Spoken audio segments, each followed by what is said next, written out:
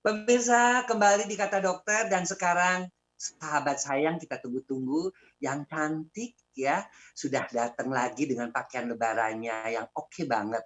Dia sibuk banget tuh ngurusin makanan-makanan, terutama makanan-makanan yang berkaitan kambing ya. Pastinya ada gulai kambing. Lula, apa kabar lu? Minta izin, apa izin ya, maaf lahir batin nih.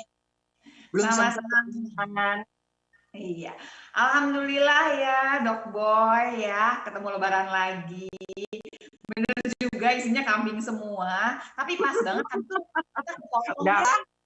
Iya. Tadi kan kepotong waktu Dokter Boyke nanyain mengenai kapan kita mesti ke dokter gigi, kapan mendingan jangan gitu ya. Kan dokter ini tuh baru separuh tuh nyeritainnya, kasih tahu lebih jauh dong. Biar pemirsa juga ngerti. Silakan Dokter Ani. Ya, halo Dokter Lula, maaf lahir batin, selamat Lebaran. Sama. Jadi gini, tadi melanjutkan yang tadi kita udah bicara sama Dokter Boyke.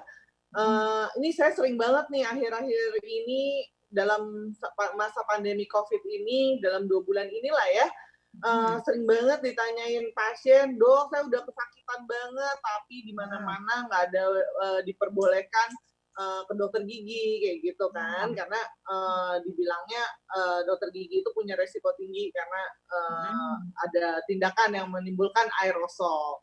Jadi katanya lebih baik dihindarin ke dokter gigi itu gitu kan. Cuman ironisnya saya sendiri karena saya masih berpraktek, maka saya masih nemuin pasien-pasien yang ternyata udah minum 3 kar atau 3 set antibiotik yang dari sini,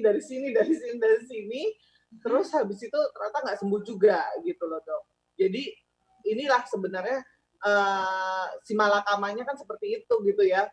Mau kita pending dengan hanya pengobatan dengan premedikasi aja, tapi ternyata nggak cukup gitu. Nah, ternyata sekarang kita dengan dilengkapinya alat pelindung diri APD level 3, alhamdulillah banget.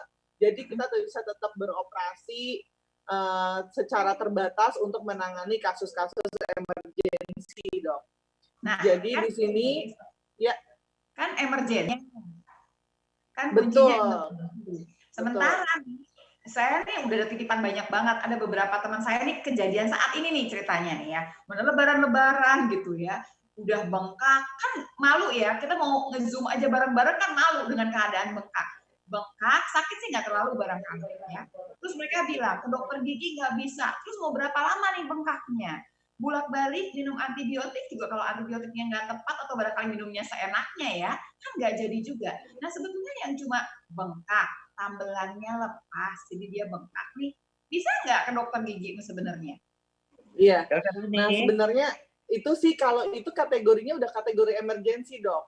Jadi kalau emang sudah sampai bengkak yang seperti itu, sebenarnya harusnya memang harus ke dokter gigi, harus ditanganin karena prinsipnya adalah kalau misalkan hanya dengan minum-minuman obat-obatan saja itu nggak cukup gitu loh, karena begitu obatnya itu habis dia pasti akan timbul lagi sakit lagi. Jadi emang harus, yaitu salah satu yang bagian saya ya, yang dokter Lula tahu juga bagian saya yaitu untuk perawatan root canal lagi ketemu lagi. Nah cuman root canal sendirinya pun untuk tindakan yang selanjutnya itu mungkin bisa ditunda ketika setelah pandemi ini selesai. Tapi untuk tindakan emergensinya, tindakan di awalnya untuk drainase dari pusnya segala itu harus dilakukan ketika sekarang juga nih gitu. Jadi jangan ditunda. Nanti malah bikin demamnya karena sakit bengkak giginya malah dibilangnya aduh nih gue covid gitu. Betul, dok. Karena pas di tem gitu ya, udah 37, 37,8, orangnya udah stres ya. Karena stresnya gini, ini karena gigi, ya gigi lah orang udah segede gini, gede banget gitu ya. Karena gigi apa karena, terus saya bilang, ya batuk enggak, pilek enggak ada cerita apapun, tapi giginya segede-gede apa, ya karena gigi. Cuma masalahnya ketakutan ke dokter gigi juga. Jadi intinya sekarang, kalau udah bengkak mah boleh nih masuk emergensi gitu ya. Oke. Dokter Lula, kata orang sakit gigi itu melebihi sakit patah hati loh. Ih, terbalik. Benar. Makanya sekarang aku pengen tahu, tadi udah gigi bengkak. Lalu apalagi yang kira-kira mesti ke dokter? Misalnya kita makan, ya ini kan udah tua-tua, kadang-kadang makan jagung giginya patah, apa juga mesti ke dokter gigi. Jadi apa-apa aja sih yang bisa kita harus ke dokter gigi, dan apa-apa yang bisa kita tangani di rumah? Di rumah tuh ada sirih, ada garam, ada Air garam. Air garam kumur-kumur. nah, di rumah tuh aku bertanya. Nah, Dokter Rani, aku mau nanya nih ya. Ini kebetulan memang sudah kejadian nih saat ini nih, mana lebaran-lebaran kayak gini udah beberapa teman tuh ya bengkak. Jadi tuh giginya bengkak. Yang satu karena memang patah giginya, yang satu lagi karena tambelan lepas. Kalau tambelan lepas kan masuk akal ya. Awalnya sih dia nyuekin aja, tapi sekarang tuh yang namanya udah bengkak begitu. Nah, ini masuk emergensi nggak? Ke dokter gigi nggak yang seperti ini?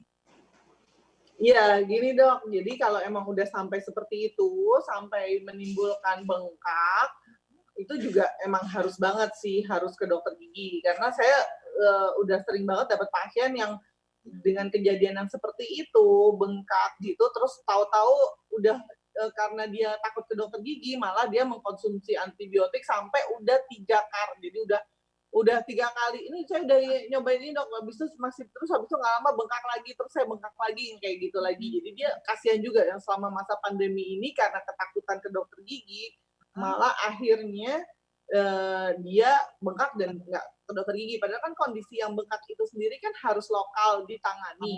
Jadi kan emang harus kalau gitu. Jadi emang kayak pusnya harus didrainase seperti itu kan. Jadi atau ya intinya kan kalau ada infeksi di gigi ya memang kalau perlu root canal treatment harus root canal treatment gitu loh dok. Dan kalau memang root canal treatmentnya itu membutuhkan tidak bisa satu kali kunjungan, maka yang di kunjungan awal ini adalah kunjungan yang sifatnya emergensinya saja. Jadi untuk penanganan merilis supaya dia tidak sakit lagi. Jadi dijamin dia habis dari dokter gigi pulang udah nggak sakit lagi, tapi boleh dilanjutkan tindakan selanjutnya adalah setelah pandemi ini, gitu. Nah, masalahnya kan kadang-kadang juga suhunya naik ya dok ya, satu, terus tambah pusing tuh, tambah bingung, takutnya langsung palingnya ke arah COVID. Terus yang kedua memang sumber infeksinya belum selesai, berarti mau antibiotik pun dia mau ulang-ulang juga bisa nggak selesai juga permasalahannya gitu. Iya, betul banget dok. Jadi saya juga ngeliat gitu, kadang-kadang pasien jadi takut kan, ini gue kenapa nih demam, padahal demamnya itu karena giginya yang bengkak itu kan gitu loh, bukan karena COVID gitu loh. Ini malah dia demam, malah harus akhirnya buntut-buntutnya, nih gue jangan-jangan udah kena COVID nih, udah terinfeksi gitu kan. Nah sebenarnya yang teman dokter Lula tadi boleh diinformasikan juga ya seperti itu gitu loh. Jadi Rani aja gitu ya. Dokter Rani, periksa gitu ya. ya. Gejala COVID sekarang tuh udah macem-macem loh. Demam, gatal-gatal, mencret, pokoknya aneh-aneh aja gitu loh. Jadi orang jadi takut juga. Ada 2 penyakit demam berdarah mirip juga dengan COVID sekarang gitu loh. Iya. Jadi kadang-kadang tapi yang jelas kan nggak ada gigi bengkak ya dok. Kalau giginya bengkak mah larinya ke arah gigi kali dokter Boyke. Ya, tapi kadang-kadang orang berpikirnya tuh udah kemana-mana. Kayak aku aja nih kemarin gatel karena makan udang, tapi pikirnya ada juga alergi. Katanya sekarang itu COVID itu mimikri ke berbagai macam penyakit, bisa mencret, kebetulan mencret juga kan, suhu juga 37, sekian, sampai periksa loh itu rapid test. Bukannya kamu nggak takut tiap hari syuting, praktek, jalan-jalan yang aku tahu. Enggak juga Lula. Aku praktek pun kan sekarang udah banyak secara online ya, kecuali kalau pasien-pasien. Tapi aku di Bogor juga udah nggak praktek, jalan-jalan juga udah lebih banyak stay at home sekarang. Bener-bener pertama aku kelihatan bertambah berat badan sekarang Lula ya. Iya. Kalau topi yang dipakai ada urusannya nggak sama COVID? Apa? Kalau topi yang dipakai ada urusan sama COVID nggak? Oh, nggak ada. Ini Lebaran. Iya, ini karena ini edisi Lebaran, aku pakai ini topi. Karena ini belinya susah loh.